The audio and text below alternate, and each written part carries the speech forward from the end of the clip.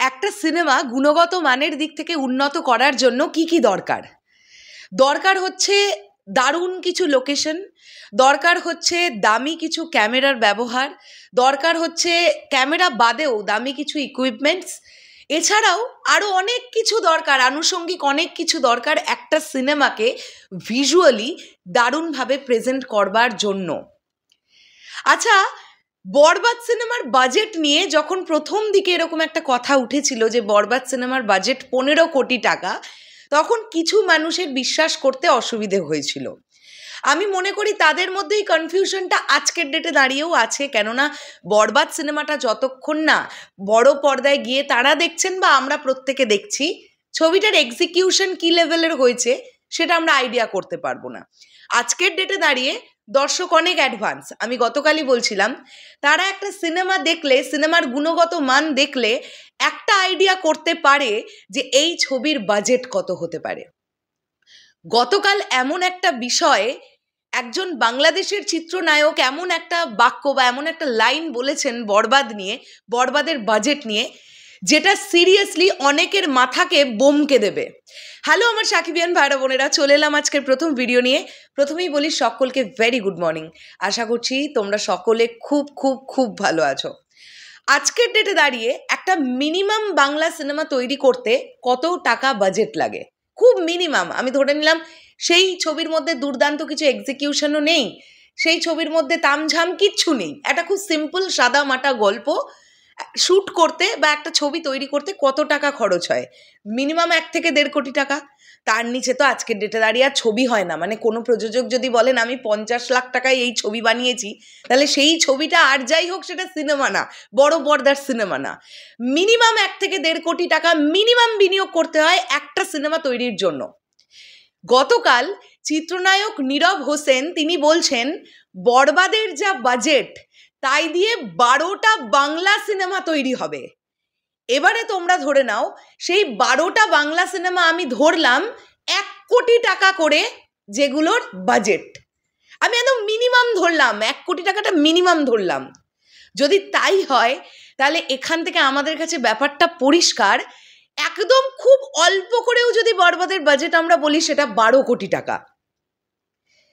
বন্ধুরা, আমরা সবাই আইডিয়া করছি এই ছবির বাজেট মোটামুটি 15 কোটি টাকার ধারে কাছে, হতেও পারে 15 কোটি টাকার বেশি।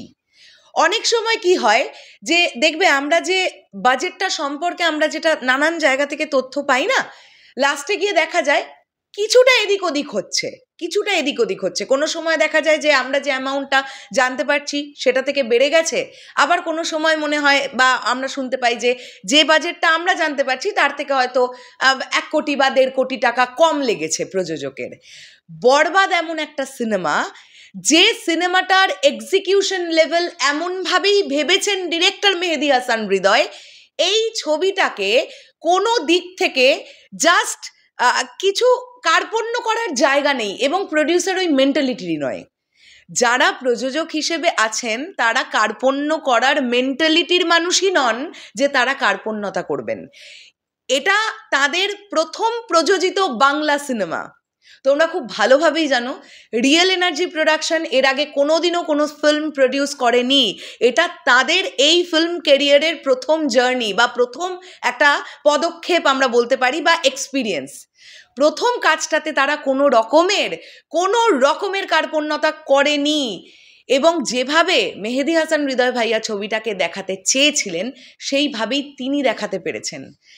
এটা তো আমাদের কাছে খুব সিম্পলি একটা হিসেব যে কে সেরা সেরা ভার্চুয়াল স্টুডিওতে এই ছবির একটি দৃশ্য শ্যুট হয়েছে।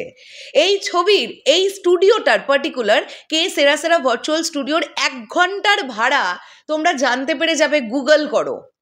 একদিনে কে সেরা সেরা ভার্চুয়াল স্টুডিওতে কাজ করতে গেলে কত টাকা স্টুডিওকে দিতে হয় সেটা নিজেরা গুগল করে নাও, আমি বেশি কিছু বলবো না। এছাড়াও মোটামুটি প্রায় 35-40 দিন মিনিমাম টু মিনিমাম বম্বের মতন একটা জায়গায় গোটা টিম থেকে তারা শ্যুট করা, সেটা কতটা খরচ সাপেক্ষ ব্যাপার, এবং দামি দামি ইকুইপমেন্টস, দামি দামি লোকজন, মানে শৈলেশ অবস্থির মতন সিনেম্যাটোগ্রাফার, অমিত আম্বারকরের মতন একজন মেকআপ আর্টিস্ট, এছাড়াও যারা অভিনয় করেছেন, আমি দুই বাংলা থেকেই বলছি, আমি জানি না এক্স্যাক্টলি কলকাতাতে কিছু জনের নাম আমার কাছে ক্লিয়ার, কিছু জনের নাম আমার কাছে ক্লিয়ার না, তাই আমি বলবো না। যারা অভিনয় করেছেন তাদের একটা রেমুনারেশন আছেন, আমাদের মেগাস্টারের রেমুনারেশন আছে। আফটার তুফান কিন্তু ব্যাপারটা হচ্ছে, হ্যাঁ, দরদের কথা আমি ধরলাম না, তুফান এরকম একটা অল টাইম ব্লকবাস্টার সিনেমার পরে মেন স্ট্রিম একটা মশালা ছবিতে মেগাস্টার শাকিব খান কাজ করছেন, যেটা জানতে পারা যাচ্ছে তুফানে তিনি যে রেমুনারেশন নিয়েছিলেন তার থেকেও বেশি রেমুনারেশন তিনি বরবাদে নিয়েছেন। তো তার একটা রেমুনারেশন আছে। তো তোমরা এটা খুব সুন্দরভাবে একটা হিসেব করো না যে এই ছবির বাজেট 15 কোটি টাকা, এটা তো অস্বাভাবিক হওয়ার কিচ্ছু নেই।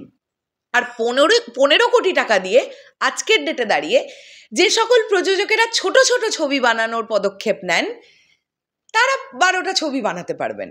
সেক্ষেত্রে চিত্রনায়ক নীরব হোসেন ভুল কিছু কথা বলেননি। এখন যেটা আমাদের গর্বের জায়গা সেটা হচ্ছে এই 12টা সিনেমার টোটাল বাজেট দিয়ে একটা সিনেমা তৈরি হচ্ছে, দ্যাটস বরবাদ, এবং যেখানে আমাদের মেগাস্টার আছেন।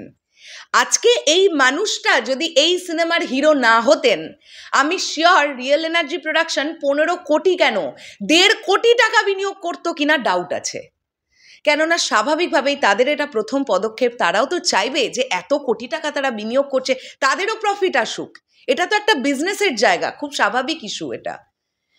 তো এটাই বলবার যে আমাদের মেগাস্টার শাকিব খানের এখন এমনই একটা জায়গা, তিনি এতটাই বড় একটা স্থান দখল করে আছেন এবং মানুষের ভালোবাসায় সেই স্থানটা তিনি অর্জন করেছেন যে একজন প্রযোজক তিনি চাইলে 15 কোটি টাকা এই মানুষটার নামে বিনিয়োগ করতে পারেন।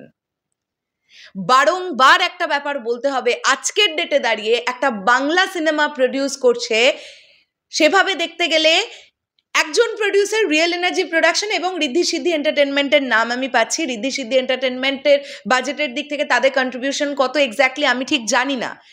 যদি তাই হয়ে থাকে তাহলে চলো ধরে নিলাম তর্কের খাতিরে দুটো প্রোডাকশন হাউস 15 কোটি টাকা বিনিয়োগ করেছে, এবং দুটো প্রোডাকশন হাউসেরই কিন্তু এটা বাংলা সিনেমার ক্ষেত্রে প্রথম প্রডিউস করা ফিল্ম। এটা সবসময় মাথায় রাখতে হবে। এমন নয় কিন্তু যে তারা পোড় খাওয়া, যে তারা জেনে নিয়েছে ইন্ডাস্ট্রিতে তাদের সার্ভে করা হয়ে গেছে। একটা মানুষের নামে এই 15 কোটি টাকা বিনিয়োগ হয়েছে, সেই মানুষটার নাম দ্য মেগাস্টার শাকিব খান। এইবারে এক্স্যাক্টলি কি এক্সিকিউশন লেভেল তৈরি হচ্ছে বরবাদের, প্রেজেন্টেশন কেমন হচ্ছে, কতটা বড় গ্র্যান্ডারে ছবিটা তৈরি হচ্ছে, সেটার কিছুটা আমরা টিজারে আঁচ করতে পারবো, তার থেকে আরেকটু বেটার আমরা ট্রেলারে আঁচ করতে পারবো, আর সব থেকে বড় আঁচটা আমরা করতে পারবো যখন বড় পর্দায় গিয়ে ছবিটা আমরা দেখবো। এক্স্যাক্টলি কোথায় কোথায় খরচা হয়েছে একটু বুদ্ধি খাটালেই ধরতে পেরে যাবে দর্শক। আমার মনে হয় বরবাদ টিম আমাদের জন্য দারুণ কিছু রেডি করছে, আমাদের একটু ধৈর্য ধরতে হবে। আর কটা দিন, আর তো বেশি দিন নয়, আর 8-9টা দিন ধৈর্য ধরতে হবে। শেষ করলাম ভিডিওটা, আসছি আবার খুব শিগগিরই নতুন কোনো ভিডিও নিয়ে। তোমাদের কি বক্তব্য এই পুরো বিষয়টাকে নিয়ে কমেন্ট করে জানিও। ভিডিওটা ভালো লাগলে শেয়ার করো, আর অবশ্যই তোমাদের মূল্যবান কমেন্টটা কমেন্ট বক্সে এসে কিন্তু একটু লিখে যেও। টাটা।